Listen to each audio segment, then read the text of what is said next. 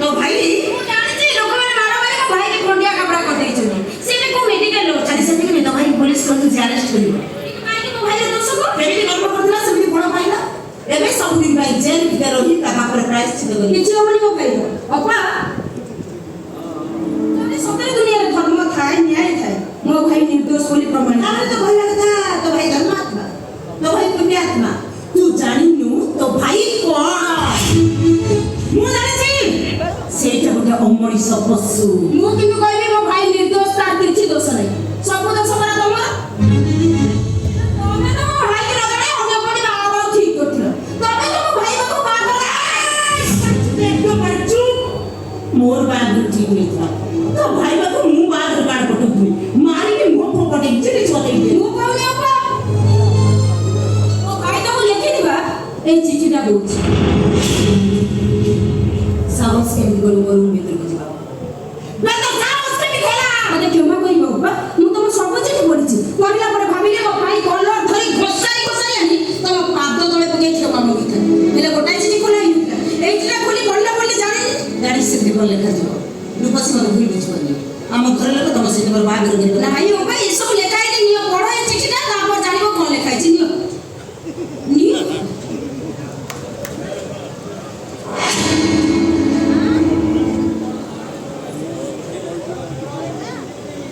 तमें किसी ठीक करना रूपसी जदि तुम आउ कौटी बाहर थिला कौन भाई मत डाक्टर करथिला हमर तो कथा थिला ना जो दिन मोर डाक्टर घंटा पढ़ा सरिबो से दिन तमे हमर विवाह प्रस्ताव पठेइलो हेले को जानि नथिली विवाह प्रस्ताव बदलले तमे तो मो बाहागर निमंत्रण पत्र पठेइलो ठीक अछि जदि मो तम पर योग्य न तमे जोटी विवाह होछि खुशी हो बोल दिलो कल इतनी मन रखो वो तो मन थी मन चले तो पर ही होगी अभी बारे बारे श्रावणी ये बा तमे कोन ए चिठीटा पढि नथिलो ना जो दिन ऑलराउंडर तम घर मन तो करे दिस मत कहला तम घर लोग तो सम्मानित करी गो बाहर छोड़ दे पुणे मास्टर जी से जो डॉक्टर को बाहर ही परि परि बोली कहलो से राग आ गुण तम भाई को चिट्ठी की पड़ी पिंगे दे तर अपन गोटाई कथा बुझी पारुनी। आम घर को जे जाइतिला विवाह प्रस्ताव लेके जाइतिला ना विवाह कार्ड लेके जाइतिला से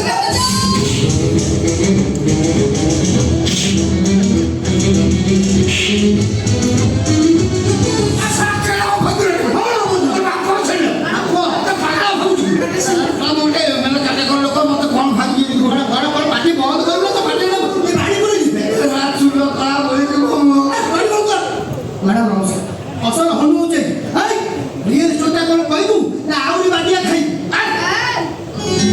सिकारी हो छोड़ मुबा पछा जति सोन जा सत कथा शीघ्र माडा पकरे बुझै को तान से कोन बाडी के तान तो बाडी छडे में भी पार देबो तो प्रणाली गुड कहतो प्रणाली गुड खड खड खड खड खड बोले डॉक्टर कोटे कल शीघ्र जड़ी को जाने परिबंदी बढ़िया पकड़े पूरा थी दो ना बाबू से तू सब रख ले मैडम नमस्कार हाथ तो पाउनु सब सत कहली सेदिन ऑलराउंडर आपण बाघर प्रस्ताव लेके जाई नथिला जाइथिला आपण बाघर भांगियो पई से आपण बाघर भांगी दे जाए लेकिन कहली आता के काय दडे बड़ काम करदा आ कारण बुझे को कारण हो तू कोन कुंदरे आपण तो के निजर भाई नाथि आपण बापा बादल को पुओ करके आनथि ऑलराउंडर चाहुथला आपण को जीवन सारा बाहा करई दब नहीं काले आपण बाहले आपण ससुर लोक आसी के संपत्ति भाग मांगिबे तेणु से आपण को चिर कुमारी करके रखि देबा चाहुला आ से जानिथिला आपण मो बड़ भणजा को बाहले आ गाको बाहबे नाही ताको सेटा सुविधा होला जे बाहना भाई दे चले ना अच्छा से तोर भूमिका कोन थिला बुद्ध और मो सब सुन गुला नहीं नहीं गाँव वाला आसे सुन को कहबे बाबा तोरा कहबे ते मो भूमिका थिला कोन से मते संगर लेके जाइथिला बाघर भांगिया को मते कहला जीवा चाल तो बड़ भणजा बाघटा भांगी दे मु मना कर दे मु कह ना मो बड़ भणजा बाघर मु भांगी जेमन मना करले से मते का 200 टका लोक ठाके देला आ मु नाला को कथा मना कर दे ना है पारिबो नाही कसमिन काले से पूरी जते मना कर देली से कौन कला ना गोटे वर्ल्ड मह पे नी भी मते धरे दे इस नी भी ता जते धरे दे कि मु संभाली पाई ढग ढग करी पी दे दियो ପିଇଦେଲା ପରେ ମୋର ଉଠିଲା ଆଉ ପୁଅ ଯେତେବେଳେ ଉଠିଲା ମୁଁ କହିଲି ହଁ ଯିବା ଭାଙ୍ଗିଦେବା।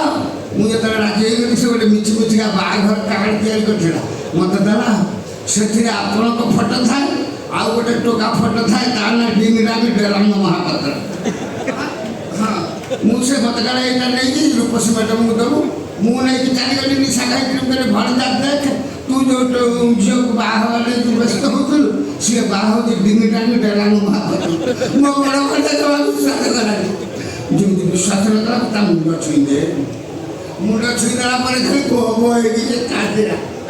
କାନ୍ଦିକି ମୋ ବଡ଼ ଭଣଜା ଆପଣଙ୍କୁ ବହୁତ ଭଲ ପାଏ ଆପଣଙ୍କୁ ସେ ବାହା ହେଇପାରିବନି ସିଏ ବି ବାହା ହେଇପାରିବନି ଆପଣଙ୍କ ବାହାଘରଟାକୁ ଭାଙ୍ଗିଦେଲା ଅଲରାଉଣ୍ଡର ସିଏ ଆପଣଙ୍କ ବାହାଘରଟା ଭାଙ୍ଗି ଆପଣଙ୍କୁ ରଖିଦେଲା ହେବ। ଆଜ୍ଞା ତାକୁ ଧରିକି ମାରନ୍ତୁ ମୋତେ ଛାଡ଼ିଦେବୁ ଭଲ ରଖିବୁ। ତୁ ତମ ବ୍ୟସ୍ତ ନା ତତେ ଛାଡ଼ିଦେବୁ ଖାଲି ସେତିକି ନୁହେଁ ମ୍ୟାଡ଼ାମ। ଏବେ ବି ଏଗୁଡ଼ା ସେଇ ଦିନର ଘଟଣାକୁ ନେଇକି ଅନଲାଇନ୍ର ପାଖରୁ 5-10 ହଜାର ଜଣଉଛି। ସିଏ ତ ଦେଉଛି ତୋ କାହିଁ ତୁ ନେଇଗଲି ମୋ ସ୍ତ୍ରୀ ନେଇଗଲି ମୁଁ କିଛି କରିବି କହିଥାଉ ନା କାହିଁ କହିଲି ନେଇଗଲି ଜମି ପଡ଼ିଆ ପଠା କରିକି ଚାଷ କଲି।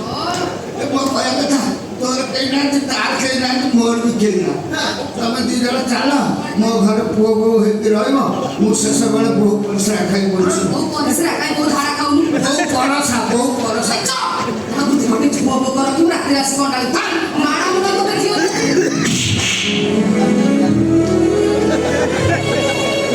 ମ୍ୟାଡ଼ାମ ଅମରାନ ବାବୁଙ୍କର କିଛି ଦୋଷ ନାହିଁ। ଅମରାନ ବାବୁ ଘର ଛାଡ଼ିବା ପରେ ଏବେ ମୋ ପାଖରେ ରହୁଛନ୍ତି। ତାଙ୍କ ପାଖରେ କିଛି ନାହିଁ ଅଛି କେବଳ ଗୋଟିଏ ପୁରୁଣା ଆଟାଚ୍। ଅମରାନ ବାବୁ ସବୁବେଳେ ବାହାରକୁ ଗଲାବେଳେ ମୋତେ କହିଥାନ୍ତି ଜେଜେମା ଏ ଆଟାଚ୍ଟାକୁ ଟିକେ ଯତ୍ନରେ ରଖିଦେବୁ। ଦିନେ ଅମରାନ ବାବୁ ବାହାରକୁ ଗଲା ପରେ ମୋ ମନକୁ କ'ଣ ଆସିଲା କେଜାଣି ମୁଁ ସେ ଆଟାଚ୍ଟାକୁ ଖୋଲିକି ଦେଖିଲି। ସେଥିରେ କିଛି ନଥିଲା ମ୍ୟାଡ଼ାମ ଥିଲା ଖାଲି କେଇ ଖଣ୍ଡ ପୁରୁଣା ଚିଠି ଆଉ ସେ ସବୁ ଚିଠିରେ ଜଣଙ୍କର ନାଁ ଲେଖା ଥିଲା। ରୂପଶ୍ରୀ କହିଲା ହଉ ମ୍ୟାଡ଼ାମ ବୁଝନ୍ତୁନି ଚୁଚୁମାଠାରୁ ସବୁ କଥା ଶୁଣିବା ପରେ ମୁଁ ଅମଳାନ ବାବୁଙ୍କୁ ଦେଖା କରିବାକୁ ଯାଇଥିଲି। ଆପଣଙ୍କ ପାଖରେ କାମ କରୁଛି ବୋଲି କହିଲି। ଏମିତି ଅନେକ କଥା କହିବା ପରେ ସେ ମୋତେ ଗୋଟାଏ କଥା ପଚାରିଲେ ମ୍ୟାଡ଼ାମଙ୍କ ସ୍ୱାମୀ କ'ଣ କରନ୍ତି? ତମେ କ'ଣ କହିଲ? ମୁଁ କହିଲି ମ୍ୟାଡ଼ାମ ବାହା ହେଇନାହାନ୍ତି। ମ୍ୟାଡ଼ାମ ତାପରେ ସିଏ ସିନା ଆଉ କିଛି କହିଲେନି କିନ୍ତୁ ମୁଁ ଠିକ୍ ଦେଖିଛି ତାଙ୍କ ଆଖି ନାଲି ପଡ଼ିଯାଇଥିଲା। ପୁଅ ପିଲାମାନେ ଆଖିର ଲୁହକୁ ଝରିବା ପାଇଁ ଦିଅନ୍ତିନି ମ୍ୟାଡ଼ାମ ଆଖିରେ ଲୁଚେଇ ଦିଅନ୍ତି। ସେଥିପାଇଁ ଆଖିର ରଙ୍ଗଟା ବଦଳିଯାଏ। ମୁଁ ଏବେ ବୁଝିଲି ମୋ ଭାଇ ତା ନର୍ସିଂ ହୋମର ନାଁ ଆର୍ ନର୍ସିଂ ହୋମ କାହିଁକି ଦେଇଛି। ତା ମୁଦିରେ କାହିଁକି ଆର୍ ଲେଖିଛି। ଆମ ଘରର ନାଁ ଆର୍ ଭବନ କାହିଁକି ହେଇଛି। ସେ ଆର୍ ଅର୍ଥ ଆଉ କିଛି ନୁହଁ।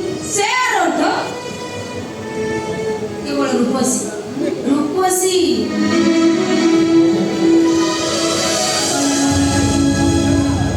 ନିଜ ଲୋକମାନେ ଯେତେବେଳେ ଯନ୍ତ୍ରଣା ଦେବାକୁ ପଛଉନାହାନ୍ତି ମୋ ଖୁସିରେ ଖୁସି ହେଇପାରୁନାହାନ୍ତି ସେଠି ବର୍ଷ ଧରି ଘୃଣା କରୁଥିବା ମଣିଷଟାକୁ ମୁଁ ଆଉ କେମିତି କହିବି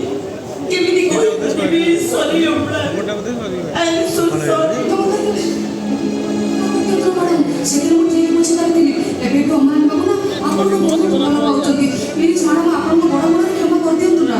ମୁଁ ଆସୁଛି ମ୍ୟାଡ଼ାମ ଆସୁଛୁ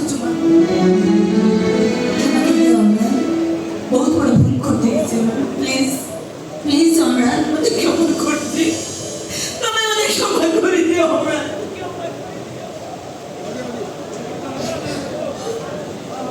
ନମସ୍କାର ମ୍ୟାଡ଼ାମ।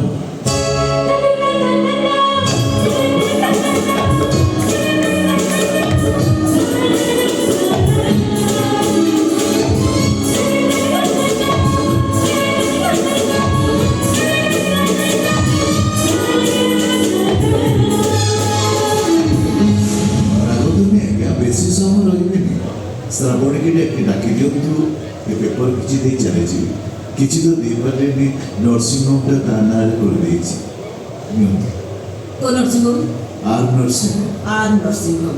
ପ୍ରଥମେ ଏ ନର୍ସିଂ ହୋମର ନାଁଟା ବଦଳାଇବାକୁ ନାଇଁ କାହିଁକି ନା ଆର୍ଟା ଏସି ଲେଖିବି କର। ନାଇଁ ନର୍ସିଂ ହୋମଟା ଏବେଠୁ ଆପଣଙ୍କର ଆପଣ ଯାହା କରିପାରିବେ। କୋଉଠି ବାହା ହେଲା ଏ ଘରର ବୋହୂ ହେଲା। ହେଲେ ତମମାନଙ୍କର ତ କେତେ ସୁନ୍ଦର ବୁଦ୍ଧି ଜାଣିଛ ନା କି? ନାଇଁ ଆଜ୍ଞା ସେଇଟା ଦେଇପାରିବେ। ଦେଇପାରିବ ନାଇଁ ଘରେ ପେପର ନାଇଁ ମୁଁ ଦଉଛି। କ'ଣ ହାତର ମୁଦିଟା ବାହାରୁନି? ମନା କରୁଛି। ହେ ମୁଁ କ'ଣ ଦଉଛି ଛାଡ଼।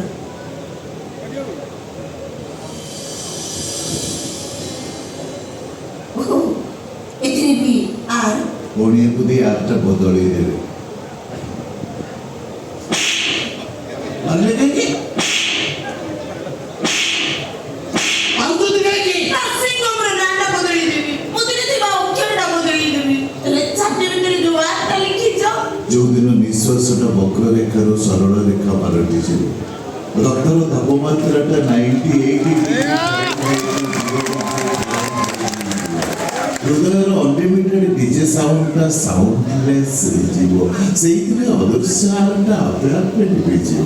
ମ୍ୟାଡାମ ସେ ସମୟ ମଧ୍ୟ ଆଉ ବେଶୀ ଦିନ ନାହିଁ। କଣ ଭାବୁଛ ତମେ ନିଜକୁ? ନା କଣ ଭାବୁଛ? କଣ ଭାବୁଛ ତମେ? ଇତିହାସର ଅଧ୍ୟାୟ ହବ, କୋଉ ମାର୍ଗର ପ୍ରତିମୂର୍ତ୍ତି ହେଇ ଛିଡ଼ା ହବ। ହାରିବାକୁ ସତରେ ତମେ ଏତେ ଭଲ ପାଅ?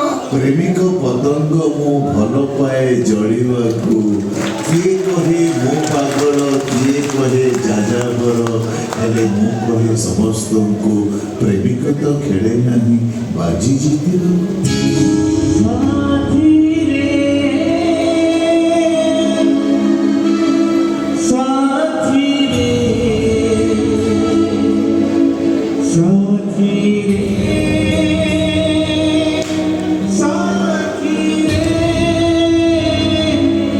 ଥରେ ତ ତମେ ମତେ ସାମ୍ନାସାମ୍ନି କରିପାରିଥାନ୍ତ, ତମେ ମତେ ପଚାରି ପାରିଥାନ୍ତ। କଣ ବୁଝିଥାନ୍ତି?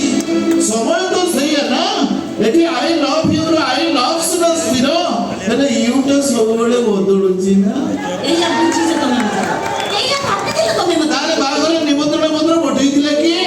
ତମେ ବି କହୁଛ ମୋର ବାହାଘର ସରିଛି। ଯଦି ମୁଁ ବାହା ହେଇଛି ତାହେଲେ ମୋ ସ୍ୱାମୀ କାହିଁ? ସୁନ୍ଦରୀ ମାନଙ୍କର କଣ ଗୋଟିଏ ସ୍ୱାମୀ ଥାଏ ନା ସେ ଗୋଟିଏ ସ୍ୱାମୀର ସନ୍ତୁଷ୍ଟ ହୁଅନ୍ତି?